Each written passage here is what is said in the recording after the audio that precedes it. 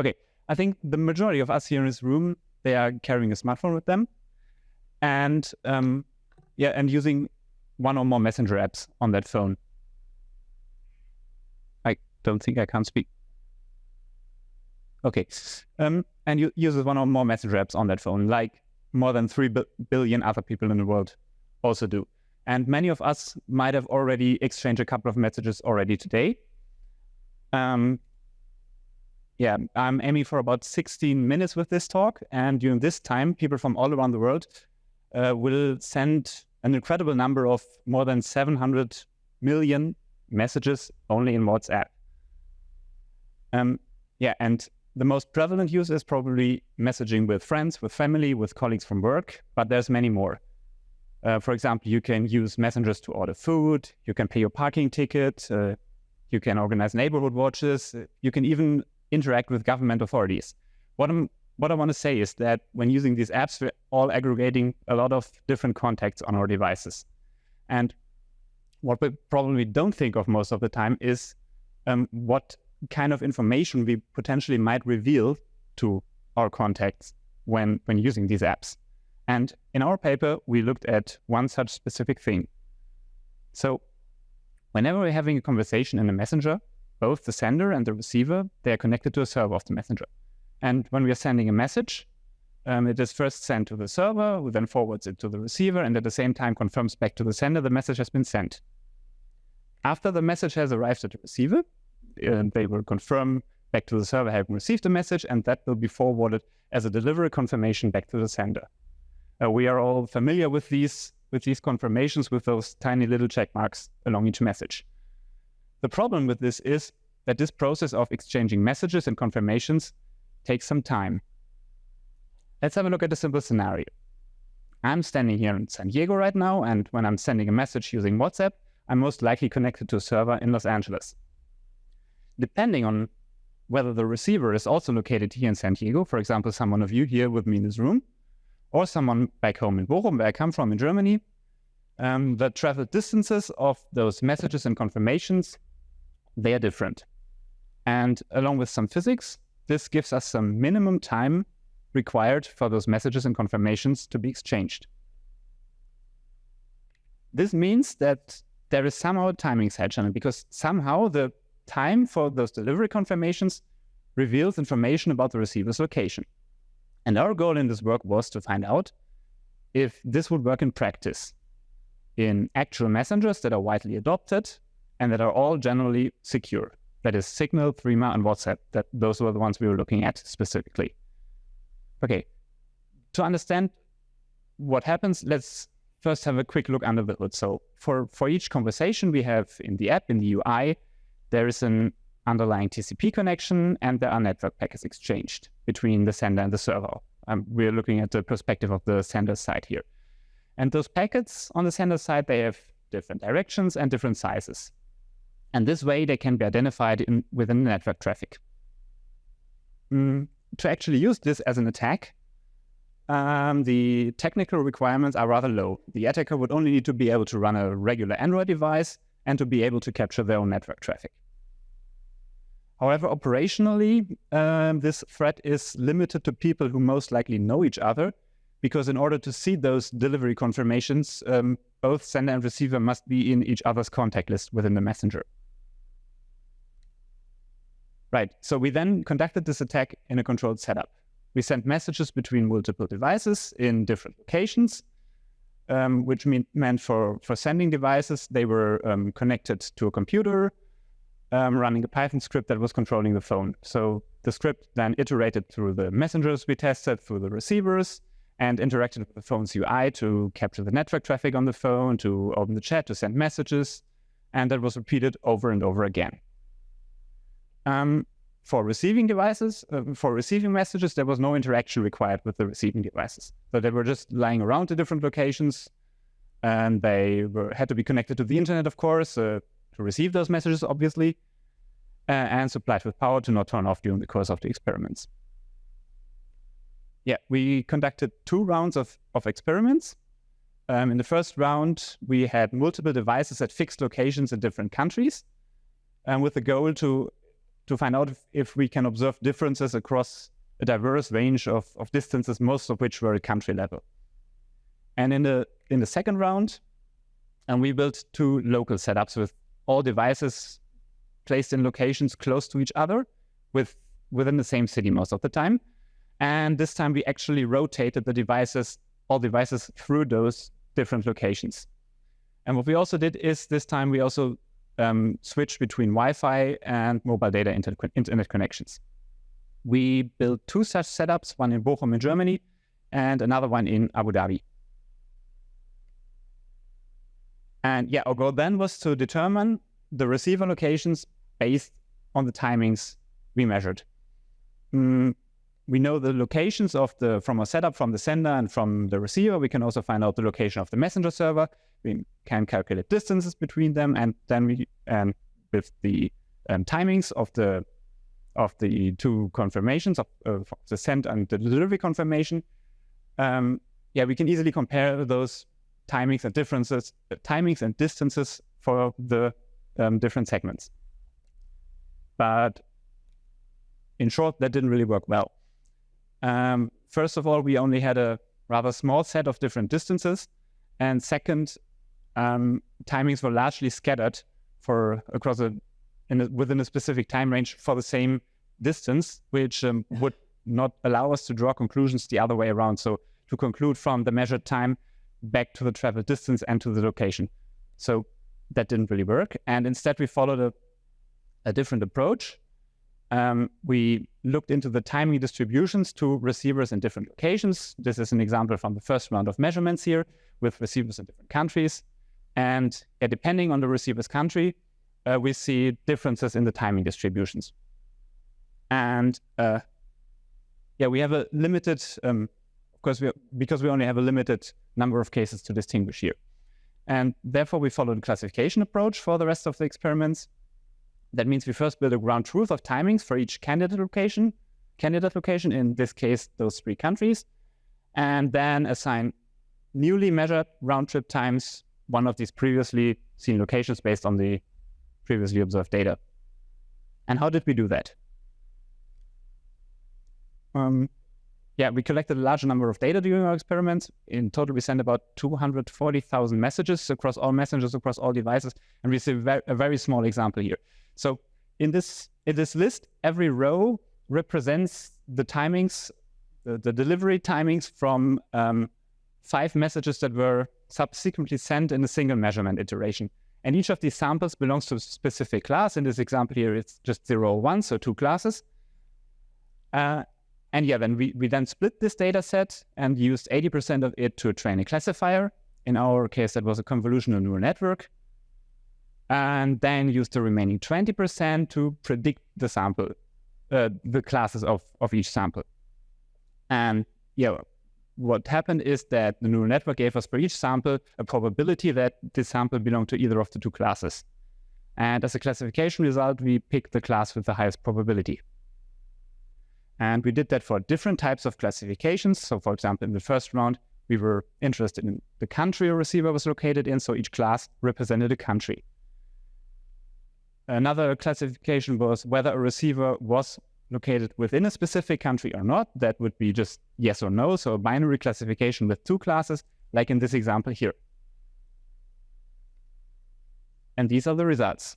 So for each, it's also from the first round of experiments where we are interested in the receiver country, and for each actual country, we see how often which of the candidate countries was predicted.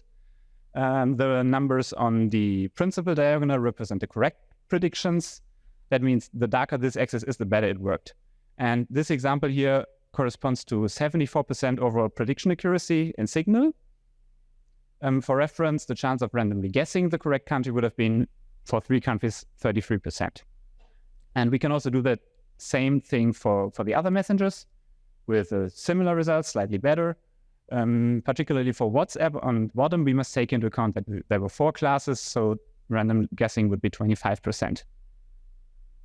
We can also have a look at a bit more realistic setting where the devices were located at different locations closer to each other, and we moved them around, and we repeated the prediction for all the devices we had, for all the combinations of locations, for each pair of 2 locations, for all triplets of 3 locations.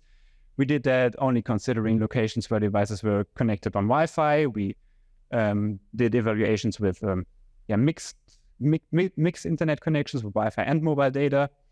And we see some varying performances here.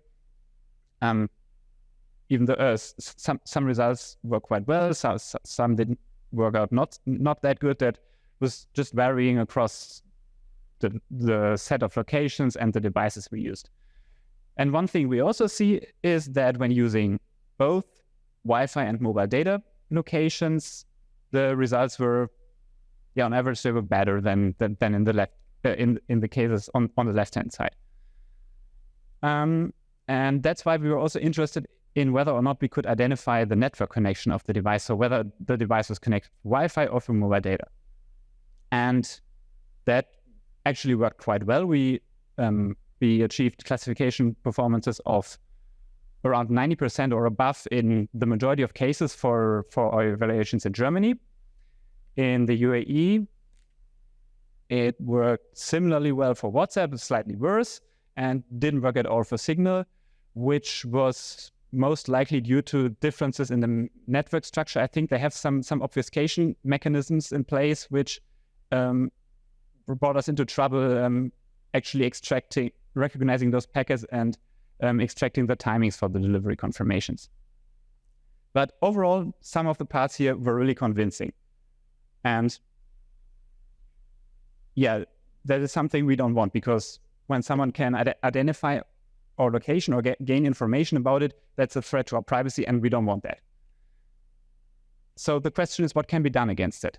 The problem here is that those timings, they can be distinguished. So the obvious idea would be to randomly delay those delivery confirmations with the goal to make those timings for different locations indistinguishable.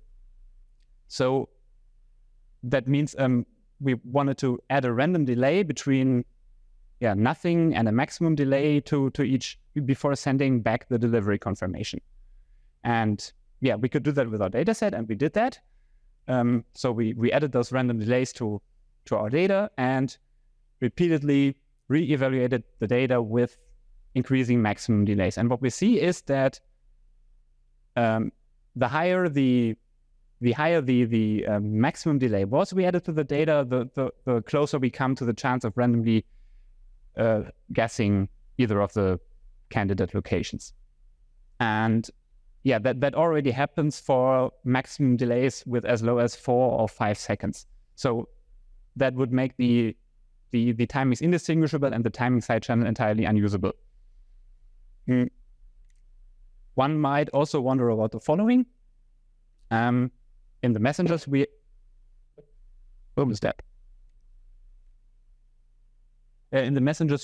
have there are similar indicators that could pose similar threats. For example, typing indicators could also be used to do a similar thing, but most of them can be turned off in most cases. Why wouldn't you just turn delivery confirmations off? Well, the problem here was that that is simply not possible. But in my opinion, it would be as simple as that. Disabling the confirmation would render this timing side channel, being able to disable the confirmation would render the timing side channel entirely unusable, because it's just not there anymore. And the problem with both these countermeasures is that they have to be implemented by the providers. So it's not up to users to do anything right now. So we contacted all the providers. We reached out to them in May 2022, I think, around the submission. Reported them our experiments and what we found, and that we considered that a critical issue. And we received some diverse reactions. For Signal, they said they were investigating it, but we never really heard back from them, not even after approaching them again a while ago. And for WhatsApp, it took us some time to start to convince them, start investigating it overall. But at some point, they told us that they concluded they will not further investigate it and take no measures against it, because they didn't consider it really critical. And with Threema, we had quite some detailed discussions back and forth, a lot of exchange, actually discussed the countermeasures we've seen on the other slides. And at some point, they said that they're going to consider adding one or the other option in an upcoming update. But as far as I know, this has not yet happened until today. So yeah, right now, none of these 3 messengers we investigated has taken any measures against this timing side channel. To some point, I can understand them because particularly the adding the random delays to the confirmations can cause usability issues, because particularly when you're exchanging messages back and forth very quickly, you don't want some strange thing to happen that, for example, a message you send is still shown as undelivered while you already received a response. But one thing I totally don't understand is why couldn't you just let users decide to turn those delivery confirmations off? I don't know. And with that, I'd like to conclude my talk and take your questions. Thank you. Hi, Jerry Su from System Barbara. So, what's the attack scenario here? I assume that if you want to guess the person's location, then you don't know, say this person is from a list of 5 countries. So, if you don't know that, how can you predict, outside of your known classes?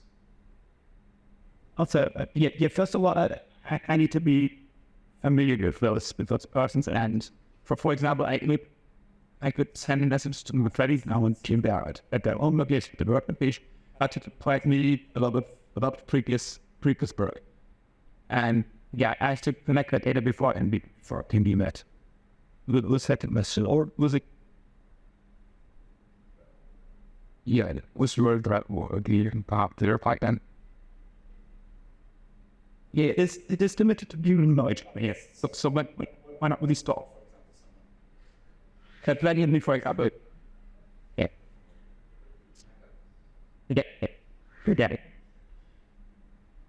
Okay. I really in the previous and the 2 days are even seeing more work or moves.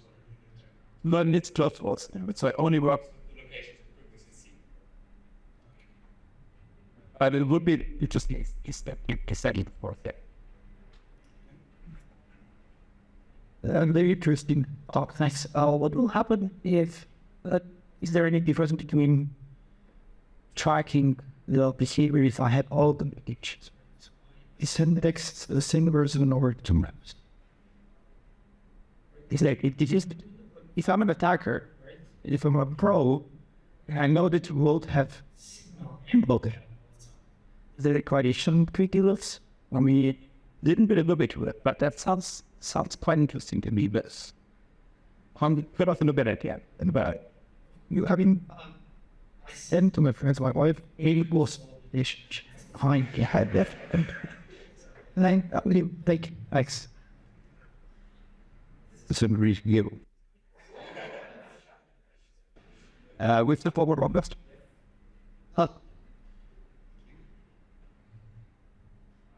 Think about the network. What is it about years of Texas? 2 questions. How different the news are that? But I see you consider 4 countries max. So your rapid time distributions, you see more confusion if you. Yes, it depends a bit on the use case. So you have to know those people, and I mean, having these 4 countries and people in a practical scenario, I mean, this use case. So we are more focusing on these scenarios where we are close to location within the same country. So I don't think it would make that much sense to have like a jungle model for CDIs be in all possible countries in the world. So it wouldn't work out in fact. And so it wouldn't work, and it probably wouldn't really make sense. Support VPN, and did you just do the experiment that someone? Yes, and it is also in the paper, and we did VPN, and we also did Tor. It's slightly reduced the justification accuracy, and it was still working. Even though VPN reduced, that's probably also been handled on the locations of the VPN server of the Tor exit delays, and the locations in our house. But it's still working.